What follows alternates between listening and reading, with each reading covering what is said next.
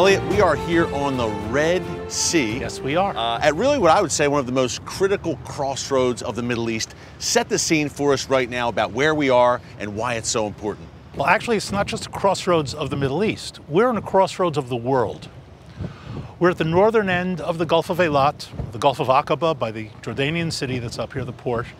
If we continue down beyond that V that's formed by the two gulfs, we're in the Red Sea, which empties out through Bab el-Mandeb, Yemen, Somalia, and out into the Indian Ocean, and from there to the Pacific. All the hot spots. All the hot spots, that's right. So essentially from here, whether it's via the Suez Canal in recent decades, centuries, or even earlier, from here up across to the ports on the Mediterranean, today Ashdod and Haifa, in earlier times Ashkelon, from there out to the Atlantic. So we're not only in a crossroads of the continents, we're also in a crossroads of the oceans. And pretty amazing. Israel is right here, obviously, Elliot, the great resort town of Eilat. There's tourists, beautiful spot for vacation. But you have Eilat, you have Israel, but then right here, this is Egypt. Yes. This is Jordan, and over the horizon there is Saudi Arabia. Yes. Wow. Right in the middle. So the proximity, thankfully Israel obviously has peace treaties with Jordan and Egypt. Yes. Relations seem to be warming with Saudi Arabia. Funny how the Iranians have made the Saudis realize that the Zionists aren't their enemy. Yes, we'll get to that in a minute. Talk about some of the challenges, say, Israel faces in patrolling and monitoring the Red Sea. Okay, well, first of all, since we have peace with our neighbors here, we have agreements with Jordan and Egypt, and again, Saudi Arabia busy with other problems, we don't have national threats on this body of water. In other words, there are no navies that threaten.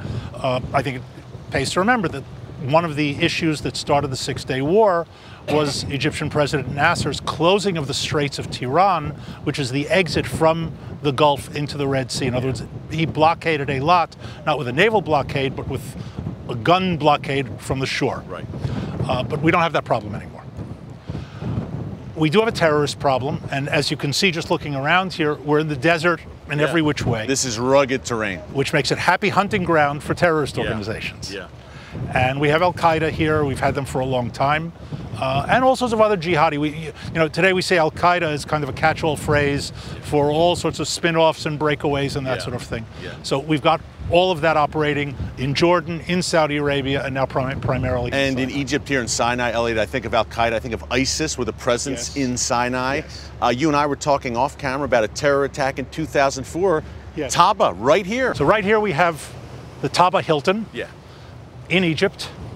In 2004, there was a terrorist attack here. A car bomb was driven into the lobby, blew itself up.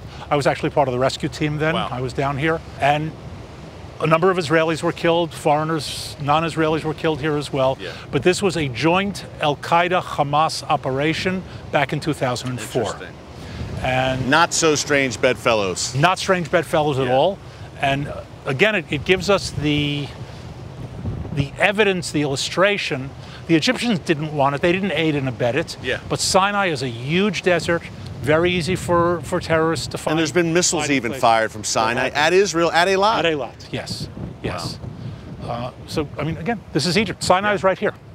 So when we think of, Sinai somewhere out there. It's a Wild West kind of area there. Smugglers, the whole deal, terrorists, the whole 9 yards. And God forbid Jordan would descend ever into a stable now with King Abdullah, obviously, and a friend of the West and treaty with Israel. But even Jordan, and with all due respect, they have a very good army, and they have great interest in maintaining stability. Their army is very small. The territory is very large. It borders on Saudi Arabia, Iraq, and Syria, and they can't control all their territory. Talk about what Iran would like to do in the Red Sea. In the Red Sea, Iran would like to choke it. And we've already seen the initial, call it the introduction to that story with the Houthi rebels in Yemen. A lot of people, I think, oh, there's a rebellion going on in Yemen. Who cares? Why should that make a difference to me? And a glance at the map will tell you why. Because the tip of Yemen is the shore of the entrance to the Red Sea, the southern entrance. And whoever controls those straits, the Bab el-Mandeb Straits, essentially controls the Suez Canal without having to be there. Because if you can't get in or out of the Red Sea, the Suez Canal becomes useless as a dead end. So Iran's goal, I mean, and as America ramps up sanctions and pressure, rightfully so, Iran is threatening to choke off these vital waterways. Well, so Iran has two choke points, two critical choke points. One, Bab el-Mandeb, which is for global maritime shipping. And the Straits of Hormuz, of course, where just recently there were the unidentified anonymous attacks on the tankers, on the Saudi tankers, which of course we all know was done by Iran, but they'll deny it. Of course. And the West, always confusing legal with political issues, says, well, if we don't have evidence beyond a reasonable doubt, it doesn't work that way in the strategic world. Right. But they'll deny it. They're investigating it. They're on it. But they're showing that they can choke those 2 points.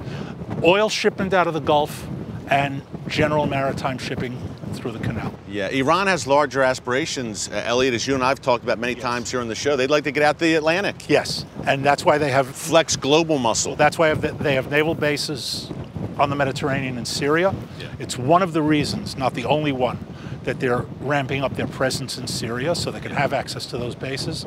Their interest is global, and once again, they have their anchor on the Indian Ocean. Yeah. They want it now on the Mediterranean. Right.